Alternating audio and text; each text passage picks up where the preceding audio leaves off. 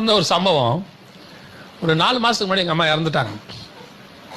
நான் வந்து எங்கள் அம்மாவால் வளர்க்கப்பட்டவன், எனக்கு சிங்கிள் பேரண்ட்னு வச்சுக்கோங்களேன். ஸோ நானும் எங்கள் அம்மா ஒரு 40-45 வருஷமாக நினைவு தெரிஞ்சு 45 வருஷமாக ஒன்றாவே இருந்துட்டோம். அதனால் எங்கள் அம்மாவுடைய பிரிவு வந்து எனக்கு ரொம்ப டக்குன்னு அக்செப்ட் பண்ணிக்கவே என்னால் முடியல. இப்போ வரைக்கும் அது இருக்க தான் செய்யுதுன்னு வச்சுக்கோங்களேன். ஸோ எங்கள் அம்மாவுடைய டெத்தில் என்னால் அழுகையை கண்ட்ரோல் பண்ணவே முடியல. அழுதுகிட்டே இருக்கிறேன். கடைசியில் கொண்டு போய் கல்லறையில் வைக்கிறாங்க. என்னால் தாங்க முடியல, அழுகுறேன். அழுதுட்டு வந்துட்டேன் வீட்டுக்கு. மறுநாள் எனக்கு ஒருத்தர் ஃபோன் பண்ணாங்க. ஃபோன் பண்ணி கேட்குறாங்க, பாஸ்டர் நீங்கள் அழுவீங்களா? அழுவீங்களாண்ணா? நான் நினச்சேன் பாஸ்டர் உங்கள் மெசேஜில் பார்த்துட்டு உங்களுக்கு அழ தெரியாது, நீங்கள் அவங்க அம்மா செத்தா கூட நான் சொல்லிட்டு வந்தேன் ஜெகன் பிரதர் கம்பீரமாக நிற்பார், அழமாட்டாருன்னு. நான் நினச்சேன் நீங்கள் தப்பாக நினச்சிருக்கிறீங்க.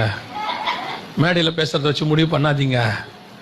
மேடையில் ஸ்பிரிச்சுவலி இருக்கிற ஸ்ட்ராங்னஸ் வேற. அம்மா பரலோகத்தில் இருக்கிறாங்க, பரதேசில் இருக்கிறாங்கன்றதுல எனக்கு எந்த மாற்று கருத்தும் இல்லை. ஏன்னா ஒரு ஆவிக்குரிய தாய் அவங்க, அதில் எந்த மாற்று கருத்தும் இல்லை.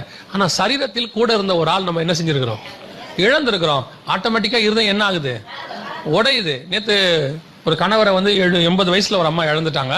அந்த அம்மாவை பார்க்குற சகோதரர்கள்லாம் நாங்கள் போனோம். போகும்போது அந்த அம்மா அழுகுறாங்க. அது நியாயம், கணவரை இழந்திருக்கிறாங்க. ஆனால் கூட இருக்கிற ஒருத்தர் சொல்கிறாங்க, அந்த அம்மா வந்து நம்ம கேரளா மாநிலத்தை சார்ந்தவங்க.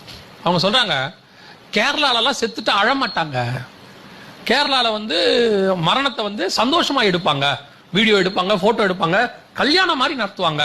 காரணம் அவங்க விசுவாசத்தில் நல்லா பலப்பட்டிருப்பாங்க. அவங்களும் கேரளாக்காரங்க தான். செத்து அந்த அவர் இறந்துட்டாரு. அந்த மனைவி வந்து கேரளாக்காரங்க தான். அந்த அம்மா அவங்களுக்கு 70 வயசுக்கு மேலே. அவங்கள சொல்கிறாங்க, கேரளாக்காரங்க ஸ்ட்ராங்காக இருப்பாங்க. என்னதான் நீங்கள் ஸ்ட்ராங்காக இருந்தாலும் மாம்சத்தில் நான் கூட இருந்த ஒருத்தரை என்ன செஞ்சிருக்கிறேன்? அந்த அம்மா சொல்கிறாங்க, 48 வருஷம் திருமணம் ஆச்சு அவங்க 2 பேருக்கும் கல்யாணமாகி. 48 வருஷம் ஒன்னா இருந்திருக்கிறாங்க. எப்பேற்பட்டவங்களுக்கு என்ன வருது? ஒரு பலகீனமான பகுதின்னு ஒண்ணு இருக்கத்தான் செய்யுது.